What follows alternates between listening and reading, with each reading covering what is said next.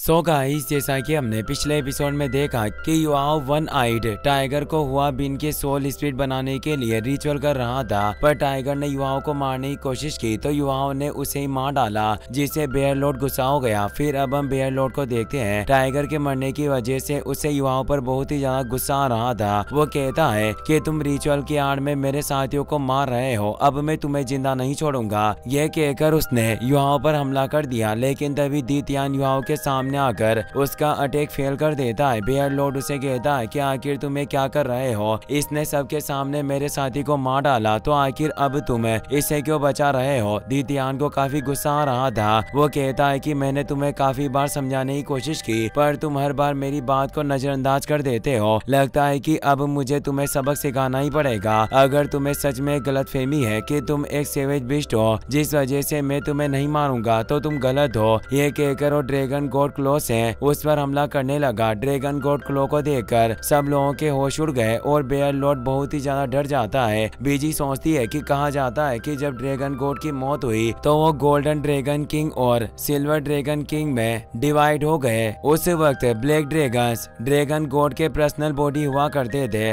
और उनकी वफादारी को देखकर ड्रैगन गॉड ने ब्लैक ड्रैगन्स को खुद ड्रैगन गॉड क्लो दिया। सिर्फ ब्लैक ड्रैगन क्लैन की हर जनरेशन का लीडर ही इस सुप्रीम एबिलिटी का इस्तेमाल कर सकता है। ड्रैगन गॉड क्लो की पावर इतनी ज्यादा है कि दीतियान अपने से ज्यादा कल्टिवेशन वाले शख्स को भी इसकी मदद से मार सकता है, यहाँ तक कि उसकी सोल भी दुनिया से गायब हो जाएगी। बेयर लॉर्ड भी ड्रैगन गॉड क्लो की पावर जानता था और वो बहुत ही ज्यादा डर गया था। वो दीतियान से कहता है कि मुझे माफ कर दो, मैं बार बार बेवकूफी करता था और तुम्हारे समझाने के बाद भी नहीं सुधरा, पर अब मुझे समझ में आ गया है और मैं दोबारा ऐसी गलती नहीं करूंगा। लेकिन दीतियान उससे परेशान हो चुका था और उसे मारने लगता है। बीजी कहती है कि बेयर लॉर्ड को अपनी गलती का एहसास हो चुका है, बेहतर होगा कि तुम उसे एक आखिरी मौका दो। वैसे भी वॉर में बहुत सारे सोल बिस्ट मारे गए हैं और अगर अब बेयर लॉर्ड भी मारा गया तो हम कमजोर पड़ जाएंगे। दीतियान को सोल बिस्ट के कमजोर पड़ने की फिक्र नहीं होती, पर उसने बीजी के कहने पर बेयर लॉर्ड पर हमला नहीं किया। पर ड्रैगन गॉड क्लो की पावर इतनी ज्यादा थी कि उसकी स्पिरिचुअल एनर्जी मात्र से बेयर लॉर्ड घायल हो गया। दीतियान उसे कहता है कि मैं तुम्हें एक आखिरी मौका दे रहा हूँ, अगर तुमने दोबारा ऐसी गुस्ताखी करने की हिम्मत की तो तुम बहुत बुरी मौत मारे जाओगे। ये कहकर अपनी पूंछ से उस पर हमला करता है, जिसकी वजह से बेयर लॉर्ड बहुत दूर जा गिरा। दीतियान अपने स्पिरिचुअल प्रेशर की मदद से सोल बिस्ट को नीचे झुकने पर मजबूर कर देता है। वो कहता है कि अगर तुम में से किसी ने भी मेरे ऑर्डर न मानने की भूल की तो मैं तुम्हें इतनी दर्दनाक मौत दूंगा कि तुम दोबारा जन्म लेने से पहले हजारों बार सोचोगे। सारे सोल बिस्ट उसकी बात समझ गए थे और कभी भी उसके खिलाफ न जाने का वादा करते हैं। दीतियान की पावर देखकर एल्डर जवान के होश उड़ गए। वो सोचते हैं कि दीतियान मेरी सोच से भी ज्यादा ताकतवर है। मुझे समझ में नहीं आ रहा है कि आखिर मास्टर मू एन ने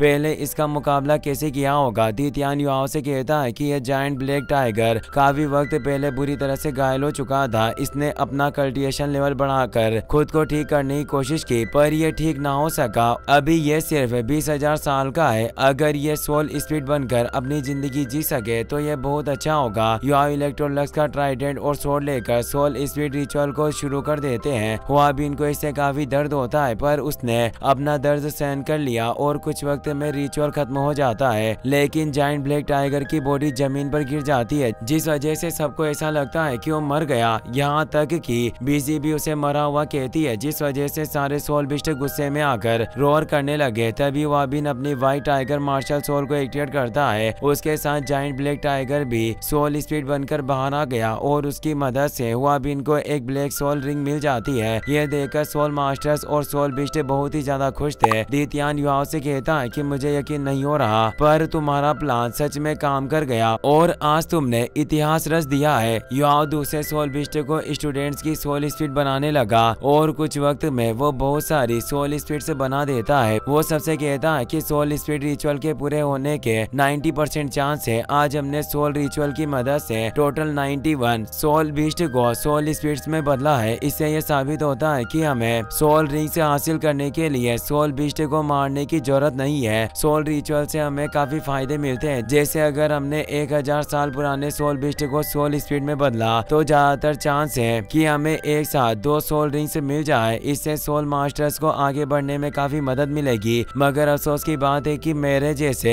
स्पिरिचुअल सोल मास्टर अपने दोनों सोल रिंग्स को एक साथ कंबाइन नहीं कर सकेंगे। इसीलिए सोल रिचुअल शुरू करने से पहले सोल बिस्ट और सोल मास्टर्स को अपने हिसाब से पार्टनर चुनना होगा। दित्यान कहता है कि सोल रिचुअल काफी अच्छी टेक्निक है और मैं ये पूछना चाहता हूँ, अगर तुम सोल रिचुअल करने के लिए यहाँ नहीं रहे और कोई सोल मास्टर अपने रिचुअल करने की कोशिश करे तो उसके पूरे होने के कितने % चांस हैं? युवाओं कहता है कि आप सही कह रहे हैं, हर सोल मास्टर को अपने हिसाब से सोल बिस्ट नहीं मिल सकता और मैं हर जगह रहकर रिचुअल नहीं कर सकता हूँ। मैंने सोल रिचुअल को परफेक्ट बनाने के लिए काफी प्रैक्टिस की, पर फिक्र करने की जरूरत नहीं है। मेरी तरह हर कोई इस सीक्रेट टेक्निक का इस्तेमाल कर सकता है और मैं सोच रहा हूँ कि अच्छे स्पिरिचुअल सोल मास्टर्स को ढूंढकर उन्हें ये सीक्रेट टेक्निक सिखाऊं। ये बात सुनकर सब दंग रह जाते हैं। दूबूसी पूछते हैं कि क्या तुम्हें पूरे यकीन के साथ कह सकते हो कि तुम अपने इस सीक्रेट टेक्निक को दूसरे सोल मास्टर्स को सिखाना चाहते हो? युवाओं कहता है कि मैं बस यही चाहता हूँ कि जितनी जल्दी हो सके सोल मास्टर्स और सोल बिस्ट के बीच की यह लड़ाई खत्म हो जाए और सब खुशी से एक साथ रह सके। इसके साथ मेरे मास्टर ने इस टेक्निक को बनाया था और उनकी भी यही इच्छा थी। दूबूसी कहते हैं कि तुम जितने ज्यादा पावरफुल हो उतने ही ज्यादा दयालु भी हो। मुझे नहीं लगता कि मैं कभी ही तुम्हारे लेवल पर पहुंच सकूंगा।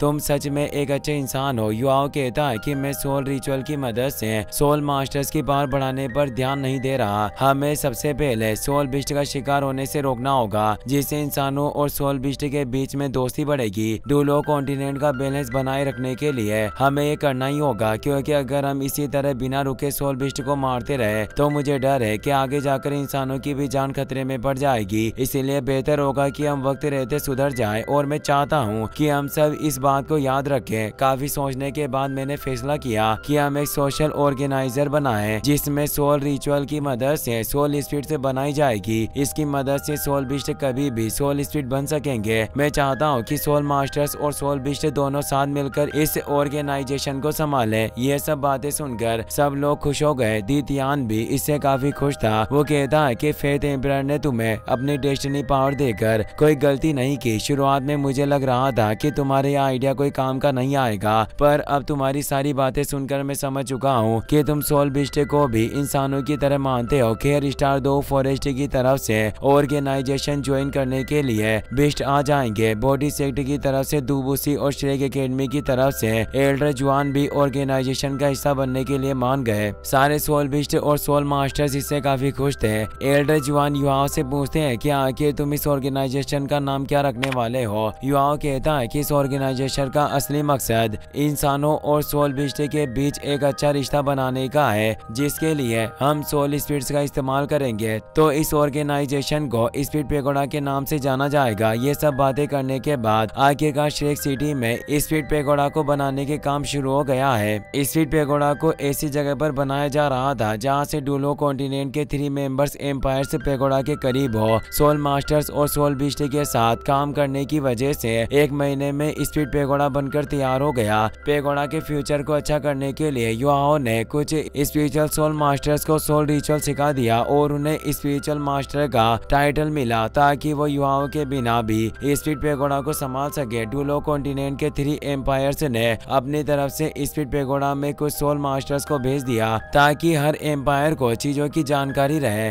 दित्यान भी 4 सेवेज बिस्ट के साथ मिलकर स्पिरिट पेगोडा का मेंबर बन गया। एल्डर जुआन को पहला पेगोडा मास्टर बनाया जाता है, जबकि युवाओं को जिंदगी भर के लिए स्पिरिट पेगोडा मास्टर और फाउंडर बनाया गया। 3 महीनों की मेहनत के बाद स्पिरिट पेगोडा सोल रिचुअल करने के लिए तैयार थे और स्पिरिचुअल मास्टर्स सोल स्पिरिट से भी बनाने लगे। इसीलिए युवाओं श्रेक एकेडमी जाने के लिए तैयार हो जाता है। वो दित्यान से कहता है कि स्पिरिट पेगोडा के फर्स्ट लेवल पर टोटल 42 स्पिरिचुअल मास्टर है जो अकेले सोल रिचुअल कर सकते हैं। अब मेरे पास काम खत्म हो चुका है, इसीलिए मुझे यहाँ से जाना होगा। दित्यान पूछता है कि क्या तुम्हें हमारा स्टार 2 फॉरेस्ट पसंद नहीं आया? यहाँ स्ट्रॉन्ग सोल पावर और लाइफ एनर्जी है जो तुम जैसे सोल मास्टर की ट्रेनिंग के लिए बहुत फायदेमंद है। अगर तुम चाहो तो लेक ऑफ लाइफ में रुककर प्रैक्टिस कर सकते हो। इस तरह तुम्हारा भविष्य उज्जवल बनेगा। युवाओं कहता है कि आपको समझना होगा कि अगर मैं यहाँ से जाना चाहता हूँ तो आप चाहकर भी मुझे नहीं रोक सकते। मेरी ट्रेनिंग स्पीड को देखकर मैं यकीन के साथ कह सकता हूँ कि मैं 30 सालों में सुपर डुलो बन जाऊंगा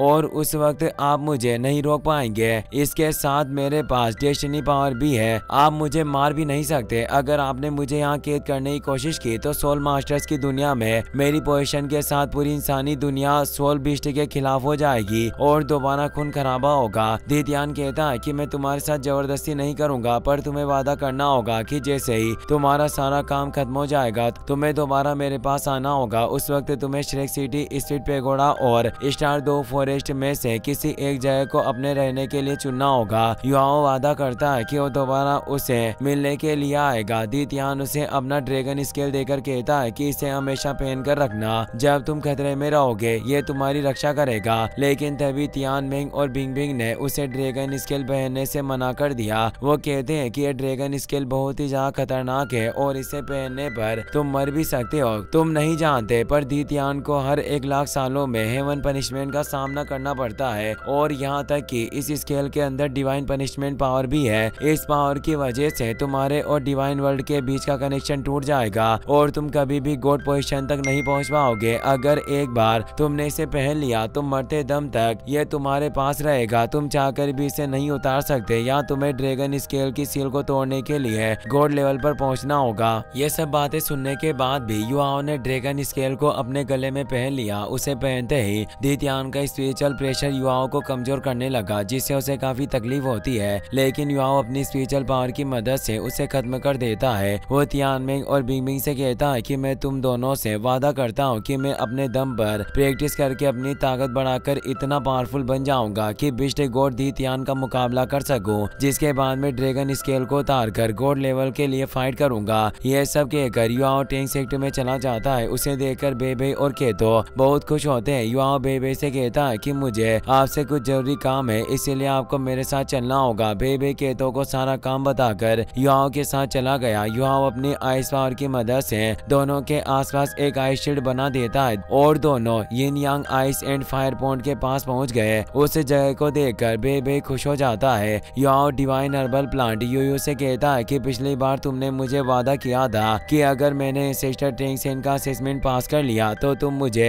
यहाँ से 7 डिवाइन हर्ब लेने दोगी, और उस वक्त मैंने रेड हर्ब लेकर असेसमेंट पास कर लिया था। यूयू कहती है कि मैं शुरुआत से ही जानती थी कि तुम असेसमेंट को पास कर लोगे। खैर अब तुम्हें कौन सी डिवाइन हर्ब चाहिए? बेबे उसे बताता है कि हमारी एक साथी अचानक इविल सोल मास्टर में बदल गई। कियान कुन वैली की लव गॉडेस ने मुझे 2 डिवाइन हर्ब्स के बारे में बताया था जिसकी मदद से उसे ठीक किया जा सकता है। पहली हर्ब तुम खुद हो और दूसरी हर्ब के बारे में मैं नहीं जानता। यूयू कहती है कि तुम्हें फिक्र करने की जरूरत नहीं, मैं जानती हूँ कि तुम्हें किस हर्ब की जरूरत है। बेबे इससे खुश हो गया। इसी के साथ ये एपिसोड यहीं पर खत्म हो जाता है।